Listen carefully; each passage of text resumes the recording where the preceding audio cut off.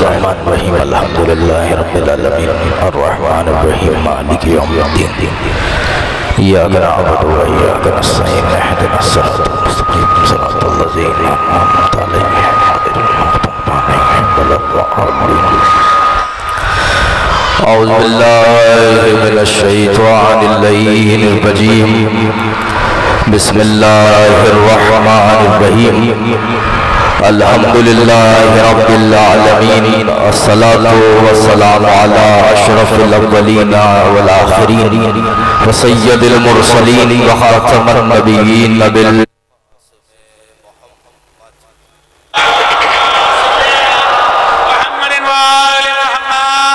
सुम्मा सलातु वस्सलामु अलल इमामिल हक़ बिल हक़ माअल हक़ इलल हक़ अलल हक़ वसीर रसूल व बाब इल्म रसूल आनी अली इब्न अबी तालिब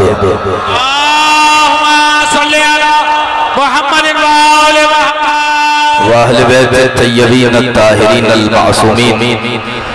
अम्मा बाद फ़क़द क़ाल रसूलुल्लाह सल्लल्लाहु अलैहि व आलिहि वसल्लम इन्नी तारिकुम फ़ीकुम अस्सक़लैन किताबल्लाह व हिजरती। तवज्जो फरमाइएगा, ये मजलिस अज़ा जहाँ आप तशरीफ़ फरमा है, ये मजलिस इब्तिदा कर रहा हूँ, मेरे साथ है, आमादा है। ये मजलिस अज़ा कोई मामूली जगह नहीं है, ये मजलिस अज़ा कोई मामूली जगह नहीं है। ये मजलिस अज़ा क्या है, जरा मजलिस की अहमियत को पहचानिएगा, जरा मजलिस की अहमियत को जानिएगा। उसके बाद मैं अपने मौजू की तरफ आ रहा हूँ। इस मजलिस हुसैन का एक मौजज़ा ये है कि सिर्फ इंसान दूर दराज से चलकर मजलिस में नहीं आता। इस मजलिस में सिर्फ आम इंसान दूर दराज से चलकर नहीं आ रहा। ये मजलिस अज़ा वो है, ये हुसैन का वो दस्तरखान है, ये वो जगह है जहां आसमान से फरिश्ते चलकर आते हैं, जहां आसमान से फरिश्ते चलकर आते हैं। आयतुल्लाह लिख रहे हैं और खसाइस हुसैनिया में लिख रहे हैं, इमाम हुसैन की खुसूसियात बयान करते हुए लिख रहे हैं कि मजलिस हुसैन क्या है, मजलिस अज़ा क्या है। जब कहीं मजलिस बर्पा होती है, तवज्जो मेरी जाने, जब कभी मजलिस बर्पा होती है तो अल्लाह की जानिब से कुछ फरिश्ते हैं जो मजलिस अज़ा में आते हैं। जब वो मजलिस में आते हैं और पलट कर वापस आसमान की जानिब जाते हैं तो दूसरे फरिश्ते उनसे एक सवाल करते हैं, तुम्हारे वजूद से आज ऐसी खुशबू आ रही है जो इससे पहले तुम्हारे पास से नहीं आती थी। तुम्हारे पास से, तुम्हारे वजूद से ऐसी खुशबू आ रही है जैसी इससे पहले तुम्हारे पास से ऐसी खुशबू नहीं आती थी। कहाँ गए थे, कहाँ से ये खुशबू लेकर आ रहे हो? वो फरिश्ते कहते हैं, जमीन पर फर्श अज़ा बिछा था, हम फर्श अज़ा पर गए, मजलिस में शिरकत की, हमारे वजूद से खुशबू आने लगी। अब जब फरिश्ते सवाल कर रहे हैं, हमें भी उस मजलिस में ले जाओ, हमें भी उस जगह ले जाओ जहां से तुम्हारे वजूद से खुशबू आ रही थी। तो पहले वाले फरिश्ते कहते हैं, मजलिस तमाम हो गई, इमाम बारगाह बंद हो गया, अज़ा खाना बंद हो गया, लोग अपने घरों को चले गए, अब अलहदा मजलिस बर्पा होगी, अब कहीं और मजलिस बर्पा होगी तो तुम वहां पर जाना और अपने वजूद में खुशबू को ले आना। वो कहते हैं, नहीं, हमें उसी मजलिस में जाना है जहां से तुम होकर आए हो। अब वो फरिश्ते चलते हैं और वहां आते हैं जहां अज़ादार बैठते थे, वहां आकर अपने परों को मस करते हैं। बिल्कुल वैसी ही खुशबू आती है जैसे उनके वजूद से आ रही थी जो मजलिस में शरीक थे।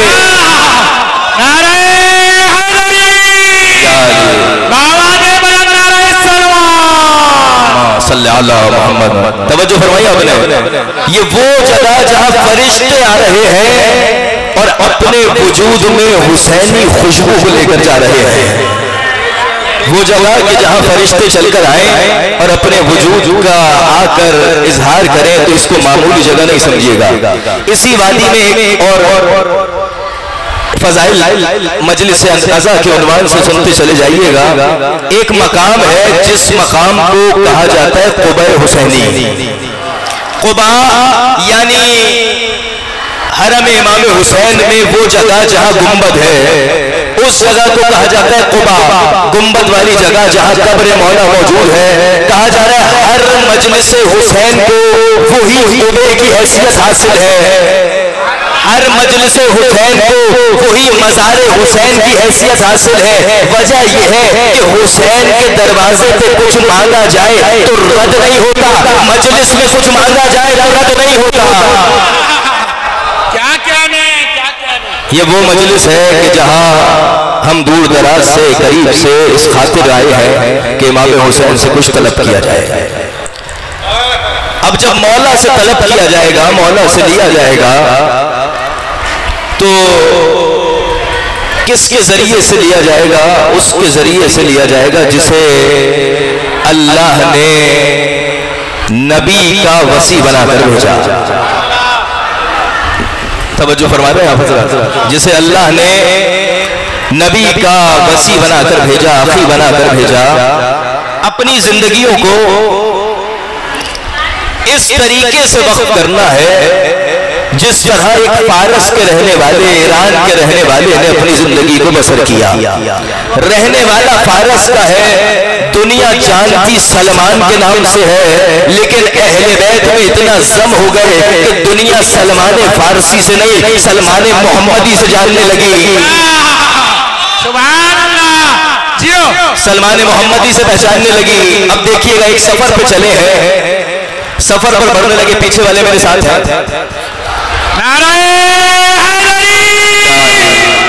तारीख बता रही है, सफर पे चले हैं, सफर तवील है। सफर पे जाते हुए एक सवारी पे सवार है सलमान मोहम्मदी, दूसरी सवारी पे सवार है अमीरुल मोमिनीन अली। सफर करते हुए कुछ ऐसा हुआ कि सफर में दोनों की सवारियां जुदा हो गई और फासले पर हो गई।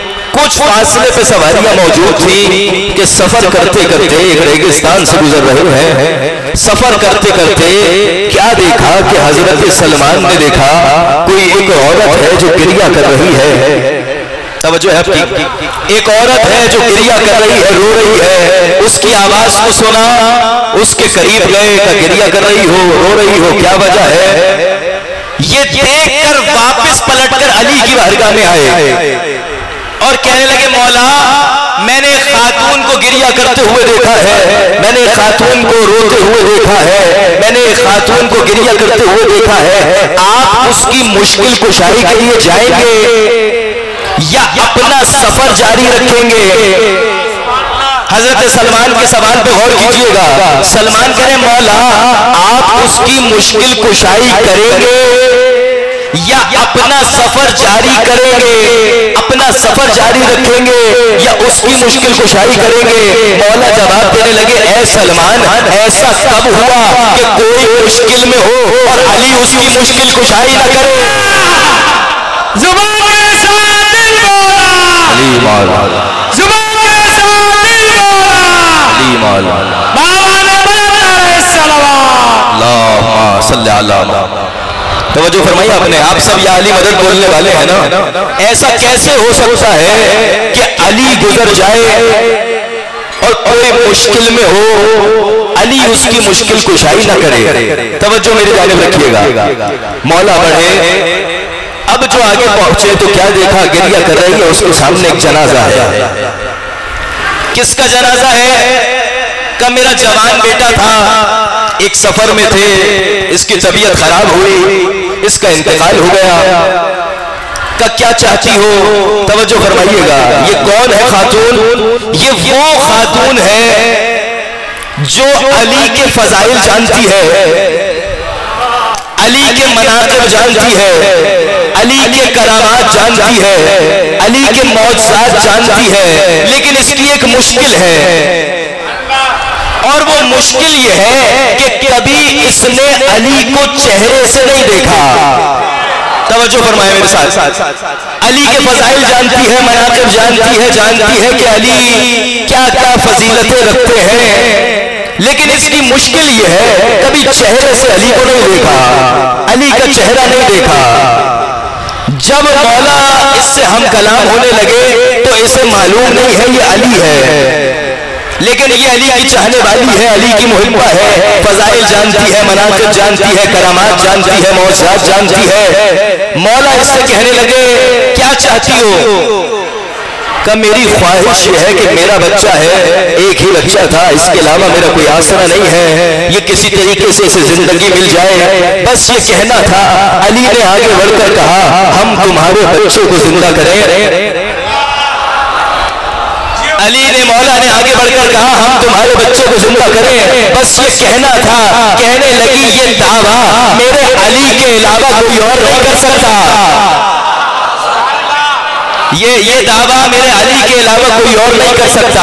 अब मौला ने 2 रकात नमाज पढ़ी, मौला ने 2 रकात नमाज पढ़ी। अहले इल्म से, उलमा से, ये बुजुर्गान तशरीफ फरमा है, ये सब अदब से ताल्लुक रखने वाले तशरीफ फरमा है। सवाल किया जाए, अल्लाह ने अली को अपना मजहर बनाकर भेजा, अल्लाह ने मौला को इख्तियारात देकर भेजा, तो क्या जरूरत थी कि अली 2 रकात नमाज पढ़ रहे थे? तवज्जो है, बेदार है। अली अगर चाहते तो मुर्दे को जिंदा करते, 2 रकात नमाज पढ़ने की क्या जरूरत है? अली तो वो है जिसे कुन कहने की जरूरत नहीं है। फिर ये क्या वजह है कि 2 रकात नमाज पढ़ रहे हैं? अली 2 रकात नमाज पढ़कर बता रहे हैं मैं जिंदा कर सकता हूँ, लेकिन एक जात है जिसने मुझे जिंदा रखा है।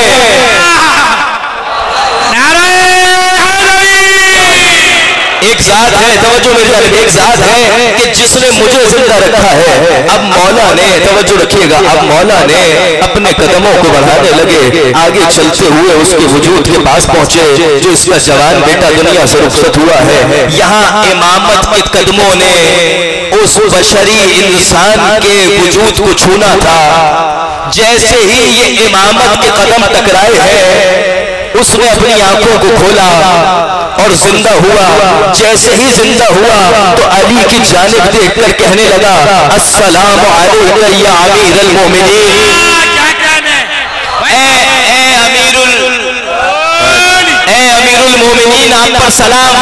जैसे ही इसने ये कहा, इसकी माँ दौड़ती हुई इसके नजदीक आई और कहने लगी बेटा मैं जानती हूँ तू अली के फजाइल जानता है, मैं जानती हूँ तू अली के फजाइल जानता है, अली के मनाक़िब जानता है, लेकिन तूने अली को देखा नहीं है, तू चेहरे से अली को नहीं जानती। फिर क्या जानता? फिर क्या वजह है कि तू इसे अमीरुल मोमिनीन कहकर पुकार रहा है? अपनी माँ से कहने लगा माँ ये तो जानती हो मैं दुनिया से रुखसत हो गया था, माँ ये तो जानती हो मेरा इंतकाल हो गया था, मैं दुनिया से रुखसत हो गया था। कहा ये तो जानती हो, इतना जानती हो तो समझ लो जब मैं मरने वाला था, जब मेरी रूह निकल गई थी, तो मेरे सराहने जो शख्सियत आई थी वो यही अली तो था।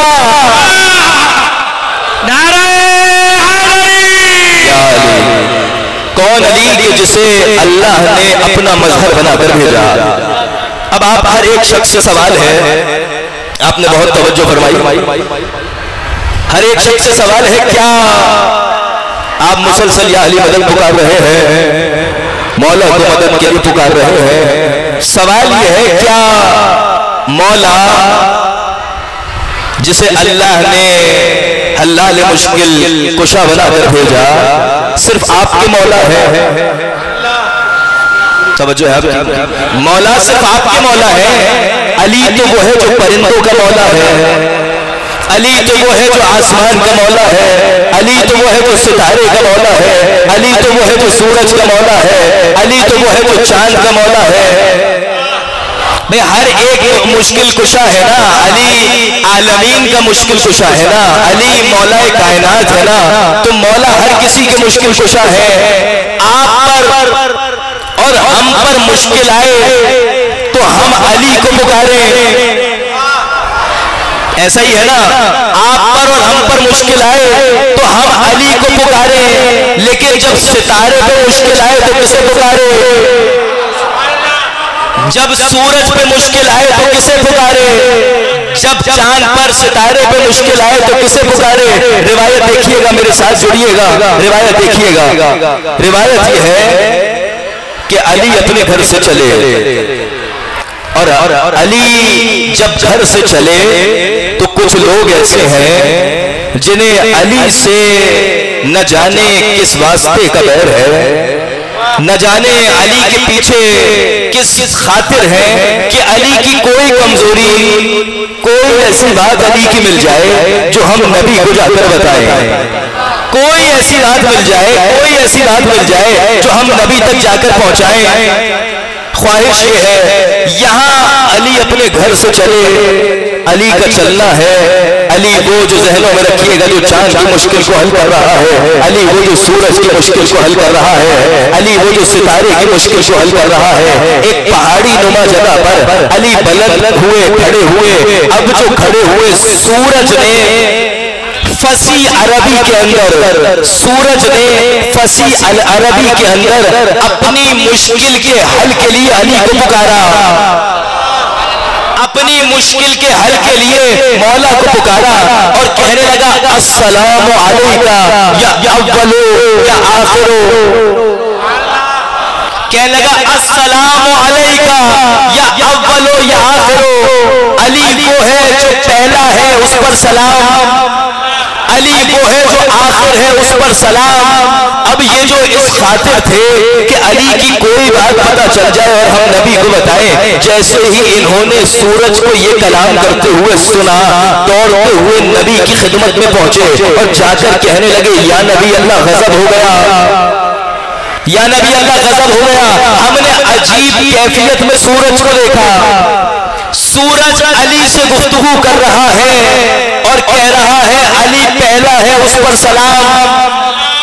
अली आखिर है, उस पर सलाम। मौला सलमान मोहम्मद, नबी सलमान मोहम्मदी की तरफ रुख करते हैं और कहते हैं जाओ सलमान, अली को बुलाकर लाओ।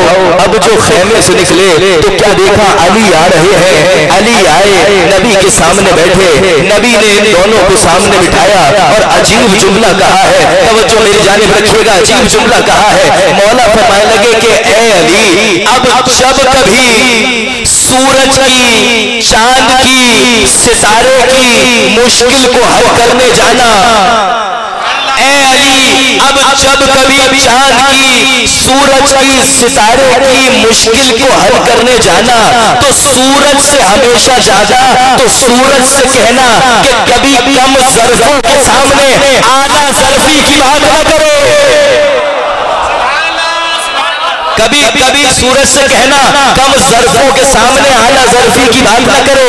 ये जो सूरज कह रहा है इससे मुराद ये है कि अली वो पहला है जिसने मेरी नबूवत की गवाही दी और अली वो आखिर है जो मुझे कब्र के हवाले करेगा। नारे हैदरी, खुशनुदी अमीरुल मोमिनीन अली इब्न अबी तालिब अलैहिस्सलाम, सल्लल्लाहु अलैहि वसल्लम। तवज्जो फरमाइए आपने। अली कौन जो मुश्किल कुशा है, अली वो जो मुश्किल को हल करने वाला है। लेकिन इस खानवादे के अंदर, इस घराने के अंदर, अहले बैत के यहाँ अल्लाह ने सबसे बड़ा वजूद किसका बनाया? सबसे बड़ा वजूद, सबसे बड़ा इंसान अल्लाह ने किसे बनाया? इस घराने के अंदर रसूल खुदा का सबसे बड़ा वजूद बनाया। इजहार कीजिएगा, सबसे बड़े रसूल है ना, अल्लाह ने रसूल को सबसे बड़ा मर्तबा दिया, सबसे बड़ी मंजिलत दी। रसूल है जो सबसे बड़े हैं अल्लाह ने। अब अगर आप चाहें, जो एतराज करते हैं ना कि अहले बैत को पहचानना आसान है, अहले बैत को जानना आसान है, उनके लिए ये रिवायत है तुम अहले बैत की मंजिलत को पहचान नहीं सकते। उसकी वजह तुम्हें इस रिवायत से समझ आएगी। चाहते हैं अहले बैत को पहचाने, अहले बैत को नहीं जान सकते, अहले बैत को नहीं पहचान सकते। सबसे बड़ा वजूद किसका? रसूल खुदा, जो सबसे बड़े इंसान, ये जो सबसे बड़ा इंसान है, जो सबसे बड़ा वजूद है अहले बैत के घराने के अंदर, यही सबसे बड़ा वजूद सैयदा के एहतराम में खड़ा हो रहा है। तवज्जो फरमाए, मेरी जानिब तवज्जो रखिएगा। ये जो सबसे बड़ा वजूद है, ये सैयदा के लिए खड़ा हो रहा है, सैयदा के लिए बुलंद हो रहा है। आपने किसी जाकिर से, किसी खतीब से, किसी आलिम से ये रिवायत सुनी? दो तरह की रिवायत है। कामा दखला, जब कभी सैयदा आती है रसूल उठ खड़े होते हैं, जब कभी सैयदा खड़ी होती है रसूल खड़े हो जाते हैं। यानी जब आती है खड़े हो जाते हैं, जब खड़ी होती है रसूल खड़े हो जाते हैं। तवज्जो फरमाइएगा। अब इस मकाम पर अली के लिए कोई रिवायत नहीं आई कि मौला आते हो और रसूल उठकर इस्तकबाल करते हो, लेकिन सैयदा के लिए रिवायत आई कि सैयदा आती है तो रसूल अल्लाह उठकर इस्तकबाल करते हैं। तवज्जो मेरी जानिब रखिएगा। जब एक हुजरे के अंदर रसूल मौजूद है कि फातिमा आई तो रसूल फातिमा के एहतराम के लिए खड़े हो गए। अब उसी हुजरे के अंदर रसूल मौजूद है और सैयदा मौजूद है कि अली हुजरे में दाखिल होते हैं। अली के एहतराम में रसूल खड़े नहीं होंगे, लेकिन अली के एहतराम में फातिमा खड़ी होंगी, क्योंकि फातिमा के शौहर है अली, तो फातिमा एहतराम में शौहर में खड़ी होंगी। जब फातिमा शौहर के एहतराम में खड़ी होंगी तो नबी फातिमा के एहतराम में खड़े होंगे। अब रसूल बुलंद हो गए, अली बुलंद हो गए, फातिमा बुलंद हो गई।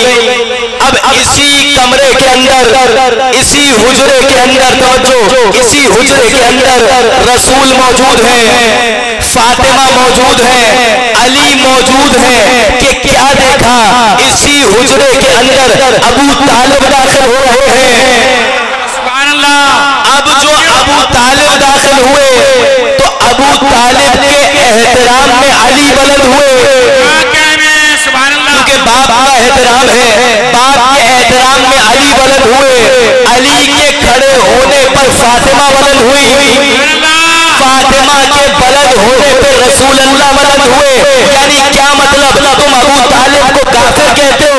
अबू तालिब तो वो है जिसके लिए इस्मत खड़ी हो जाए, जिसके लिए इमामत खड़ी हो जाए, जिसके लिए नबूवत खड़ी हो जाए, उसे अबू तालिब कहते हैं। खुशनुदी हज़रत अबू तालिब अलैहिस्सलाम, बावाज़ बुलंद सलावत। तवज्जो फरमाई आपने। कौन है अबू तालिब? जिसके लिए इस्मत खड़ी हो रही है, जिसके लिए इमामत खड़ी हो रही है, जिसके लिए नबूवत खड़ी हो रही है, उसे अबू तालिब कहा जा रहा है। एक रिवायत और मसाइब की जानिब पढ़ूंगा। आपने बारहा सुना कि नबी पर आयत का नुज़ूल हुआ, नबी पर आयत आई और आयत आई है मुबाहिले की। ए रसूल, अपने बच्चों को लाओ, अपनी बेटियों को लाओ, अपने नफ्स को लाओ और मुबाहिला किया जाए। तवज्जो फरमा रहे हैं आप? मुबाहिले की खातिर घरों से चले। जब मुबाहिले की खातिर मैदान में पहुंचे तो वही ईसाई जो मुबाहिले की दावत देने आए थे, मुबाहिले का कहने आए थे, उनका जो बड़ा आलिम था, उनका जो रईस था, वो कहने लगा कि मैं जिस चेहरे को देख रहा हूं, अगर ये चेहरे इशारा करें तो पहाड़ अपनी जगह से हट जाए। तवज्जो फरमाइए आपने। अगर इशारा करूं तो पहाड़ अपनी जगह से हट जाए। ये किसके लिए कह रहा है? कौन आ रहा है? रसूल है, रसूल के साथ फातिमा है, फातिमा के साथ हसन और हुसैन है और मौला अली है। कैफियत ये लिखी गई कि जब मुबाहिले की खातिर चल रहे हैं तो पहले रसूल अल्लाह है, रसूल की एक जानिब हसन है, दूसरी जानिब हुसैन है। रसूल की पुष्ट पर फातिमा है, फातिमा की पुष्ट पर अली है। तवज्जो फरमाइएगा, इस्मत किसे कहते हैं? कोई पूछे ना इस्मत किसे कहते हैं, इस्मत की तारीफ क्या है, तो उसे मुबाहिले का मंजर याद कराइएगा कि इस्मत क्या है। इस्मत किसे कहते हैं? जहां रसूल अपने कदम रखे, मंजर आपके जहनों में आ गया, रसूल अल्लाह है, साथ हसन हुसैन है, पीछे फातिमा है, उसके पीछे अली है। अब माजरा मौला रसूल के पीछे फातिमा, फातिमा के पीछे अली। इस्मत किसे कहते हैं? जहां नबूवत अपना कदम उठाए वहां फातिमा अपना कदम रखे, और जहां फातिमा अपना कदम उठाए अली वहां अपना कदम रखे। ये इस्मत की वो आला मिसाल है जिसे समझना है तो मुबाहिले में आओ। इस्मत किसे कहते हैं? इस्मत उसे कहते हैं कि नबूवत जहां कदम रखे इस्मत वहां कदम रखे, इमामत वहां कदम रखे। इस्मत क्या है?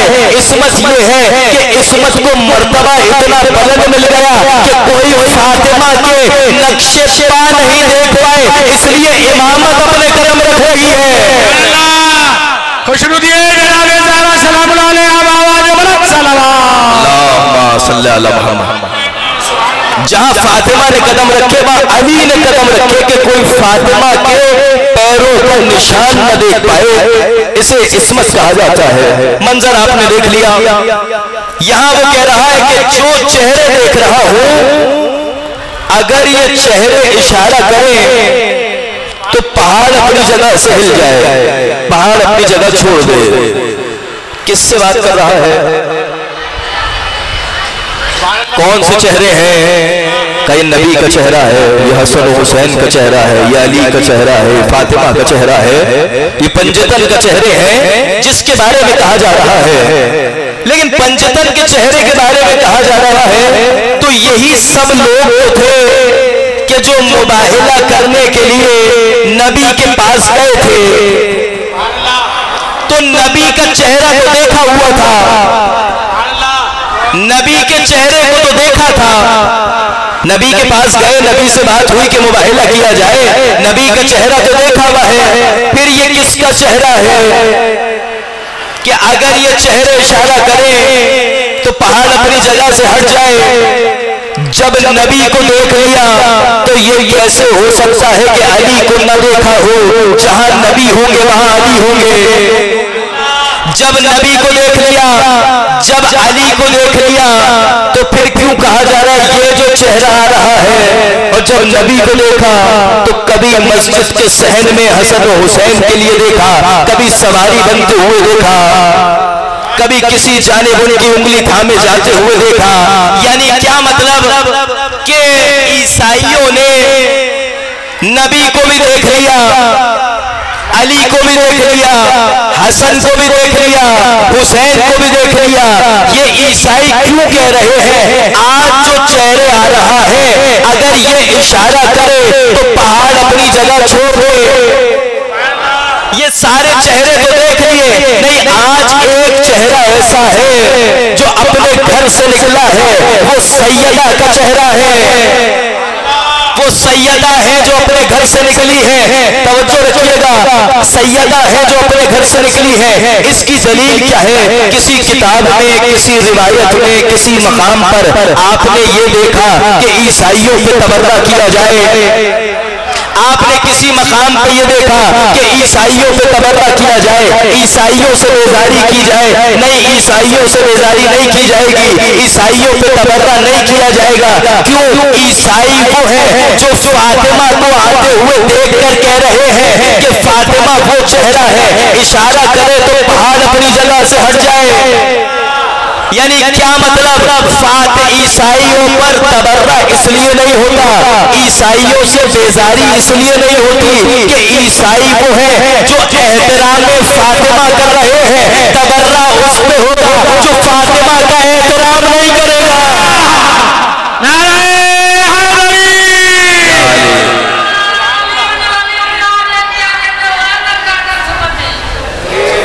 तवज्जो है आपकी। और करबला नजदीक है, ये वो अय्याम, ये वो दिन जो करबला से नजदीक कर रहे हैं। अभी बहुत से लोग ऐसे हैं जो करबला से पलट कर आए हैं, बहुत से ऐसे हैं जो जाना चाहते हैं। हम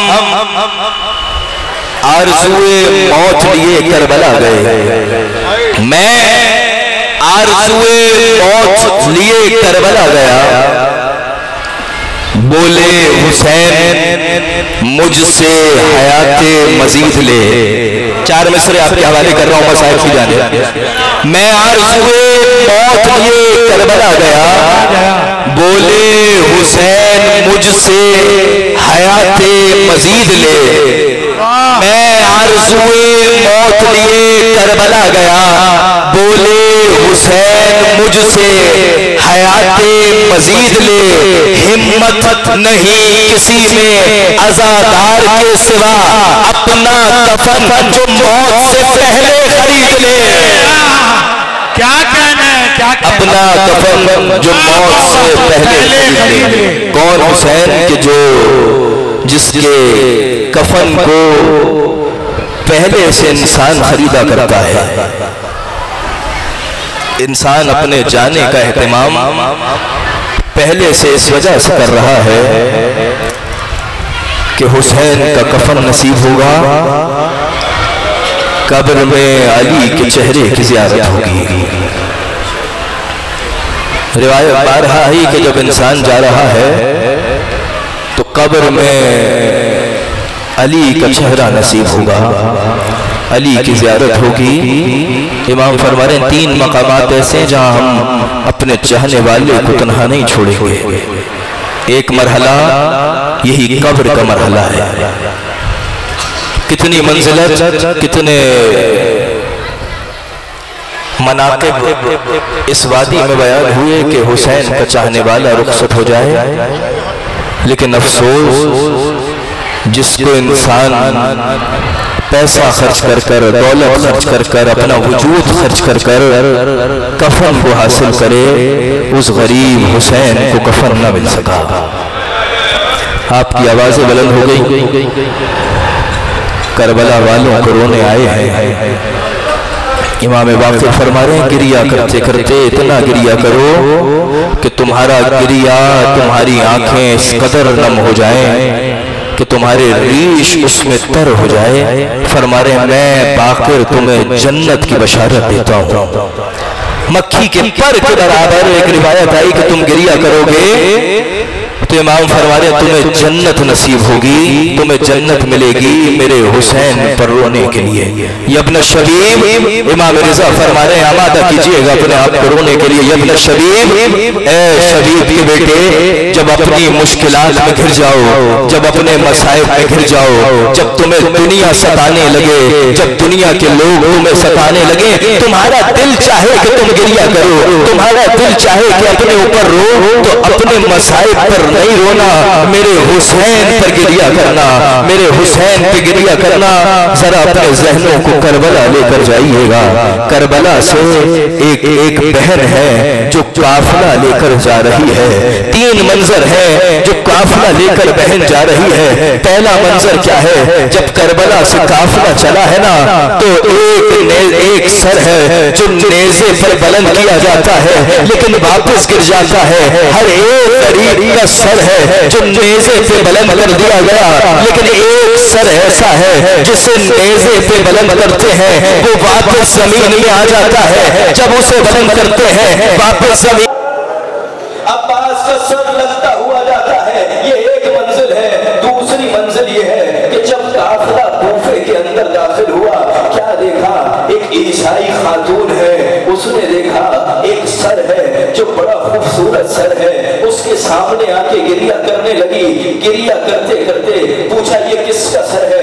कहा ये कासिम का सर है, हसन के यतीम का सर है। गिरिया करते करते आगे बढ़ गई, 2 सरों को एक साथ देखा, गिरिया करती रही। किसका सर है? मोहम्मद का सर है। फिर आगे आगे बढ़ गई, फिर एक सर को देखा, नेजा बहुत बड़ा था, वो सर बहुत मुख्तसर था। का किसका सर है? का अली असगर का सर है। फिर आगे बढ़ गई, अब जो इसने एक सर को देखा, इतना गिरिया किया कि बेहोश होने लगी और एक जुमला कहने लगी, काश इसके मरने से पहले इसकी मां मर गई हो, बस ये कहना था। उम्मे लैला की आवाज आई, मैं अकबर की मां भी जिंदा। खुदा कोई गम न दे सिवाय जनाब ज़हरा के। बस आखिरी रिवायत सुनिएगा। इसी कूफे के बाजार में जब काफिला कूफे में और दाखिल हुआ, क्या मंजर देखा। एक सर है जो नेज़े पे बुलंद है। सुनेंगे अज़ादारों किसका सर है। आखिरी रिवायत सुनिएगा, किसका सर है। का ये सर है हबीब का सर है, हुसैन के दोस्त हबीब का सर है। हबीब का सर देखा, हबीब का बेटा है जो कूफे का रहने वाला है। जब इसने अपने बाबा के सर को बुलंद देखा तो कहने लगा कि मुझे मेरे बाबा का सर चाहिए। उस नेजा बरदार के पास गया जिसने नेजे को उठाया था, कहने लगा मुझे मेरे बाबा का सर दे दो। नहीं, मैं तुम्हारे बाबा का सर नहीं दूंगा। इसने पैसे निकाले, इसने रकम निकाली, उसके हवाले दीनार और दिरहम किए और कहने लगा मुझे मेरे बाबा का सर दे दो।